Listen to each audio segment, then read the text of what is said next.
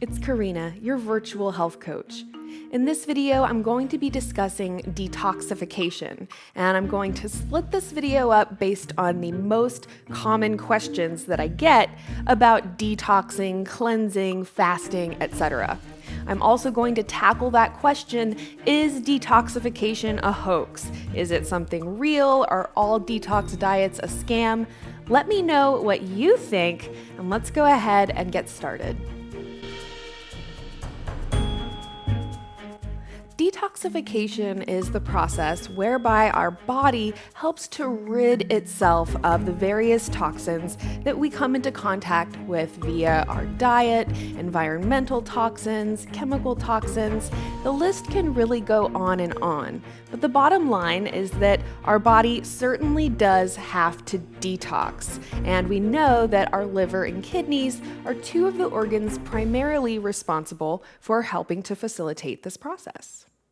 So when we hear someone say that detoxification is a hoax or a scam, there's a little bit of confusion, I think, in a statement like this. So we know that detoxification is a process that our bodies do. This is a well-accepted fact. And we know that our liver and kidneys are primarily responsible for these detoxification processes. Now, when we hear those words, detoxification is a hoax, it's not necessarily that they're saying that the body's natural process of detoxification isn't real, but that the prevalence of detox diets and cleanses and other products like this are a hoax. So what they're saying is that our liver and kidneys do a perfectly capable job of taking care of detoxification, and there's no need for us to add something to our diet or lifestyle that's going to aid in the process. So I want to quickly show you some statistics from the National Institute of Health on liver and kidney disease. And in my opinion, this information is evidence that our liver and kidneys do come under a lot of distress. So we can see that there is a rising prevalence in both liver and kidney disease, which to me is an indication that the processed foods, the highly modern lifestyle, all of the different toxins we are coming into contact with are actually increasing over time and causing a bigger burden on our liver and kidneys. What we can also tell from this data is that our liver and kidneys become more damaged or more susceptible to disease as we age. So on this chart, we can see that people over the age of 65 have a significantly higher prevalence of chronic kidney disease. As we get older, our bodies do need maybe a little help in the area of detoxification to take a little bit of the stress off of our kidneys and our liver. The mere prevalence of chronic liver and kidney disease serves to me as evidence that detoxification is not just a process that our body easily takes care of, because if it were, we would see people with much healthier liver and kidneys up into their ripe old age. One of the primary ways that our body detoxifies is through our lymphatic system. So the lymph fluid actually sits just below the layer of the skin. You may be familiar with lymphatic massage. So this is a very delicate modality that aims at helping the lymphatic system to flow unimpeded. So you may hear when people are talking about the lymphatic system that there are blockages or that the lymphatic system is not flowing freely. This is one way that toxins can start to accumulate in our body. So things like lymphatic massage and dry skin brushing are great ways to help improve our function of the lymphatic system. So this is a dry skin brush. Basically, this is an old practice that comes from Ayurvedic medicine. And the idea is that you use the brush on your dry skin, which you probably could have figured out. And you actually can use this delicate brushing of the skin to help invigorate the lymphatic fluid and help to facilitate it flowing in the most efficient and effective way. So because dry skin brushing helps to invigorate the lymphatic system and help the lymphatic fluid to flow freely, it can have a variety of different benefits.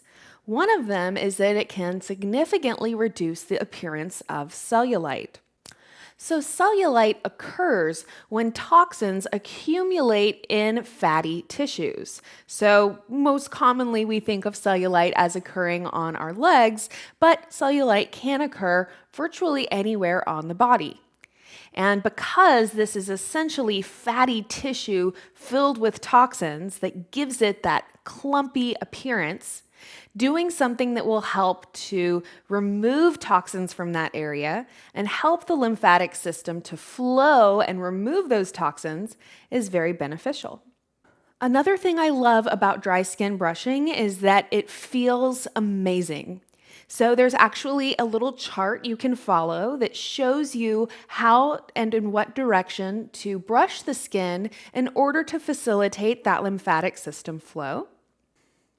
So I use this dry skin brush by Zen Me, and I love it because it has this great little strap and the little arm is detachable. So I can just use it for the easy to reach places this way. Then I also have an option for using it with the handy dandy little arm. I also received as a free gift with this package these exfoliating gloves for use in the shower. So the dry skin brush is not meant to be taken in the shower and used when wet, but using some kind of exfoliating soap or exfoliating gloves in the shower can be another great way to help influence this detoxification process, helping our lymphatic system to flow freely and unimpeded. So I also use a detoxifying soap when I'm in the shower, again, wanting to help this detoxification process. So this particular one is by the Seaweed Bath Company. This is a detox cellulite soap with coffee. Now, not only does it smell amazing, but I love this soap and I feel like it really did make a visible difference in the appearance of cellulite after using it. Another way that we can help to encourage our body's natural detoxification processes is by getting physical movement every single day, whether it's as small as simply taking a short walk, doing some stretching, or setting aside something like 3 or 5 minutes a day just to put some kind of gentle movement into your daily activities. When we're living a sedentary lifestyle, not only do we physically feel more stagnant, but within our body, this stagnation occurs, so our lymphatic system won't be flowing as well. Our heart won't be pumping as strongly to help blood circulate. So getting some kind of physical activity is really, really important. So kind of an addendum on that note is that physical exercise of increased intensity also does help with this detoxification process. So getting to the point where you start breaking a sweat in exercise not only is a great way to begin that fat metabolization process or fat burning, which is what we're usually after, but know that your physical exercise also has an enhanced benefit of helping your body to detox, helping it to let go of the toxins that it's holding onto. So when we're talking about sweating, not a very popular topic, but certainly something that each and every one of us does, right? We need to consider what deodorants we're using. Now, most commercial deodorants are going to contain aluminum as the active ingredient, and the aluminum almost serves as a way of clogging those pores and helping to prevent perspiration. So the problem with aluminum as an ingredient in deodorant is kind of twofold. First of all, aluminum in and of itself can be a toxin if it accumulates at too high of a level in your body. Secondarily, we talked about how aluminum kind of serves to clog your pores and basically prevent you from sweating. But unfortunately, sweating is one of the primary ways that our body detoxifies, and that's why sweat doesn't really smell that great. So recognize that by stopping perspiration, by using an antiperspirant, you're actually stopping one of your body's main detoxification processes. So I highly recommend that you consider switching to a natural deodorant that does not contain aluminum. And this is a great example, Love Myself Organics. This is a lavender blend. And if we take a look at the ingredients, we have coconut oil, cocoa butter, arrowroot powder, baking soda, and an essential oil blend. So we don't have that aluminum ingredient.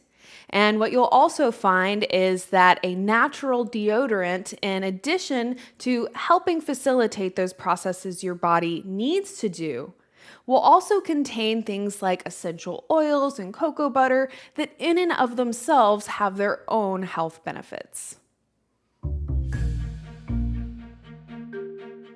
So let's start with cleansing. So the idea is that we would either do a fast or take some kind of a product, a cleanse, in order to help our bodies to detoxify. Now, there are a lot of different cleansing products available on the market, and not all of these products are created equal. What we need to understand is that there is always going to be a benefit when we look for things that come from whole natural foods, minimally processed foods, and preferably organic. There are several different cleansing products out there that will help you to lose weight, but aren't necessarily helping you to get healthier. So one consideration when we're talking about cleansing is to recognize that once your body starts to detoxify, those toxins start coming to the surface. So if you detoxify too strongly and too quickly, then you can have things like headaches or even breakouts that result. And you could kind of liken this to if you had a big giant dump truck full of garbage and you suddenly just took an entire wall off of the thing, all of the garbage would dump out immediately. Whereas if you cut a smaller hole into the garbage bin, you would have a smaller outflow of that trash. So the idea is to do something that's not going to be extremely abrupt and hard on your body.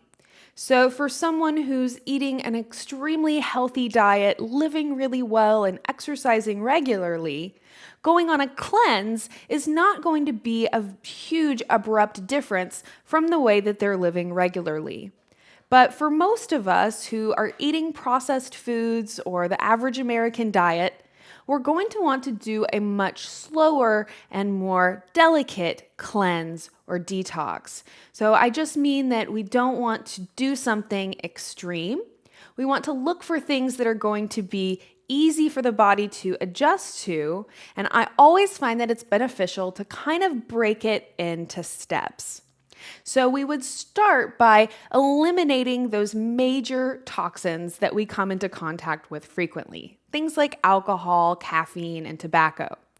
Then from there, we would want to start looking at our diet, getting rid of those highly processed foods in favor of more natural foods that are close to their natural state. From there, we could then begin to further improve our diet and move even further toward a more natural or even raw vegan diet, where we're eating mostly vegetables. Then from there, we would have the topic of fasting. So let's discuss fasting. So fasting is when we take a break from eating solid foods. And the idea is that we give our bodies a break from all of the different tasks and processes that go along with eating solid foods. digestion, managing and regulating our blood sugar, of course, detoxification of any toxins that may have been in the food, etc. So there are water fasts where you would literally have nothing except water. But my personal preference is for juice fasting. So this is where you actually drink a very nutrient-rich juice, usually a green juice, while you're fasting. So even though you aren't getting all of the calories you normally would in eating solid food, you're still getting a really large intake of nutrients. So a lot of your nutritional needs are still being met. This is beneficial for a couple of different reasons. Number one, juice fasting is going to be less stressful on your body. Because you still have those nutrients coming in, it doesn't put your body into as much of a famine mode. So where water fasting can actually be somewhat stressful on the body, especially if you are not super healthy to begin with, juice fasting helps your body to recognize that there's still nutrients coming in and it doesn't go into that famine state of mind of thinking that there's not going to be any more food coming into your system. Another benefit of juice, what was I going to say? No, it's fine. Another benefit of juice fasting is that all of the nutrients in those green juices also help to facilitate that process of detoxification. So cilantro, as an example, all of your dark leafy green vegetables, these are all going to be wonderful things to help support detoxification in your body. So taking in a lot of green juices while you're detoxing or cleansing is very beneficial. So what about detox diets? And can detoxing help you lose weight? The answer is yes, but I think that it is a better approach to see weight loss as a potential side effect of detoxing rather than using a detox diet or cleanse with the sole purpose of helping you lose weight. We can return to that idea that if you do something really severe and extreme, like detoxing your body very quickly, while you can have the effect of losing weight, this is not necessarily the healthiest or least stressful thing to do for your body. Also keep in mind that there are a lot of brands out there in the weight loss industry. And so we as consumers need to kind of just stay aware that sometimes these brands will use certain terms just to help their marketing. So just because something calls itself a detox diet doesn't necessarily mean that it's healthy. And just because there are certain detox diets out there that aren't maybe that healthy, it doesn't mean that detoxification as a whole is a scam or that detoxification is a hoax of some kind. So we talked about that processed foods are generally going to contain more toxins than a natural food, and especially an organic food, which would have the lowest toxicity possible. So when we're looking at processed foods, we need to recognize that there are several different ways that these foods negatively impact our health. So number one, when you have a processed food with a long list of ingredients, not all of those ingredients are necessarily bad, but when you see a food with a lot of those different chemicals, there's certainly a potential that some of those food additives are carcinogens, which means they cause cancer, or they do deplete your body's health in some way. Also important to recognize that simply the processing of those foods out of their natural state creates more work for your body in breaking them down. So the easiest digestion is going to come when we eat natural, minimally processed foods. Things like high fructose corn syrup have actually been found to contribute to fatty liver. Now, it's weird because we don't think of something that isn't a fat contributing to fatty liver disease. But this is a great example of how a lot of these modern food chemicals directly impact the organs that are necessary for our body to detoxify. So we can talk about some healthy foods that help to support detoxification. So one of the most well-known foods for detoxification is lemon. Now, it's actually because lemon helps those toxins in our bodies to become water soluble. So it literally helps those toxins to flush out of our system. We also get that benefit from limes. So this is why we hear the recommendation to drink lemon water in the morning. And this is something I've been doing for quite a while now. I find it incredibly refreshing. And so in addition to all of the other nutritional benefits that lemon offers, drinking a glass of lemon water every single day, or as often as you'd like, is a great way to help this detoxification process. Another great natural food for detoxing is ginger. So this is an actual ginger root that I have here.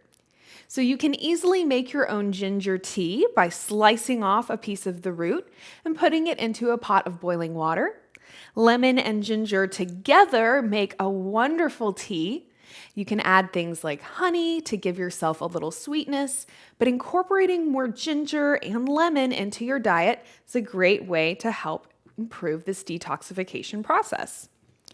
It's also worth noting that apples are particularly known for being beneficial to our liver, which again is one of the main organs that handles detoxification.